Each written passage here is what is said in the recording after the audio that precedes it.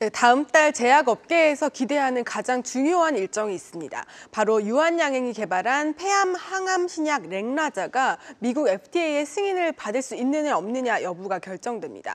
이와 관련해서 이 렉나자 개발사인 유한양행뿐만 아니라 렉나자를 만들 때 쓰이는 주 성분인 레이저티닙 개발사 오스코텍의 주가도 크게 올랐습니다.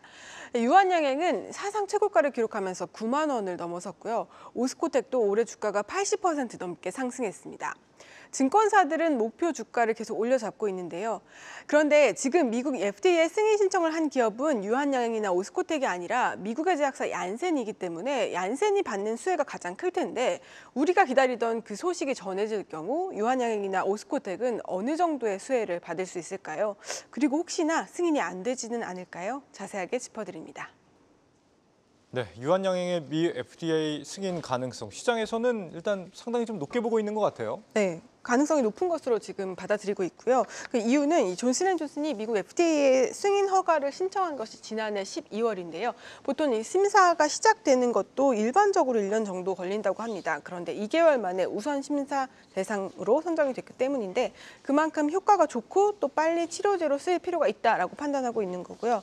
우선 심사 대상으로 선정되면 6개월 내 승인 또는 추가 서류 제출 등의 결과가 나오기 때문에 다음 달에 결과가 지금 나올 가능성이 높은데 추가 서류 제출이라는 결과가 나오면 일시적으로 주가가 출렁일 수는 있지만 일단 우선 심사 대상으로 선정이 됐다는 것이 시장에서 필요로 하는 약이다. 그리고 빨리 필요로 하는 약이다라고 분석할 수 있겠습니다. 이 승인 과정에서 무슨 유한양행이 있고 얀센이 있고 존슨앤존슨이 있고 굉장히 복잡해요. 좀 설명이 좀 필요할 것 같아요. 네네.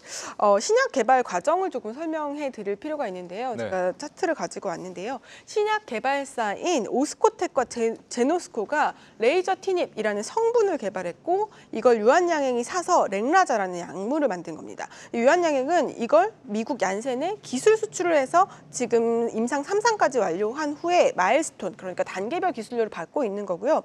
얀센의 모 회사가 바로 존슨앤존슨입니다. 그래서 얀센의 모 회사가 미국 FDA에 품목 허가 신청을 한 겁니다.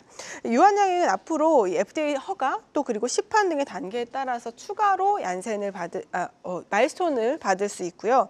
그리고 미국을 비롯해서 지금 중국과 유럽 출시를 기준으로 하면 마일스톤이 총 한 1,800억 수준이 예상돼 있는데 앞서 말씀드렸던 대로 이 성분 개발사도 있기 때문에 같이 나눠 가져야 됩니다. 따라서 지금 유한양행은 약 1,000억 원 정도 가져갈 것으로 예상되고요. 만약에 승인 이후에 판매가 된다면 전체 약의 매출에서 10% 정도를 로열티로 받게 되는데 이 유한양행과 그리고 오스코텍이 나눠 갖게 됩니다. 일반적으로 업계 물어보니까요. 유한양행이 6 그리고 오스코텍이 4 정도로 갖게 되는데 오스코텍은 그 4에서도요. 제노스코하고 나눠 가져야 하는 그런 상황입니다. 유한양행이 그래도 6을 가져간다. 매출 비중이 높다라는 건데 로열티 규모 그러면 얼마나 될까요? 대충? 2028년 기준으로 유한양행은 약 3,000억 원 정도로 추정되고 있고요. 또 오스코텍은 1,200억 원 정도로 수익이 가능할 것으로 증권가에서 지금 전망하고 있습니다. 이 존슨앤존슨이 이미 유럽과 일본에도 판매를 위한 허가 신청에 들어갔기 때문에 시장은 더 확대될 것으로 보이고요.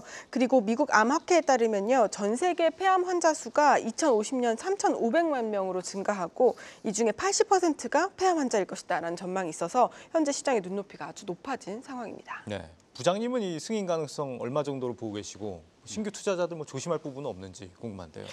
일단은 결론적으로 뭐 기승전결해서 결론 얘기하면 저는 승인가는 높다라고 생각을 해요. 그러니까 최근에 나온 데이터들이 상당히 좋아요. 사용 좋고 기존에 이제 이쪽에 이제 그 폐암 치료제잖아요. 이게 이제 기존 치료제는 이제 아스트라제네카의 그 타그리소예요. 근데 이 부분보다 좀 효능이 좀 안정성이 효능이 좀 좋은 걸로 알고 있고 그다음에 특히 병용요법 할 때 좋았던 걸로 제가 알고 있습니다.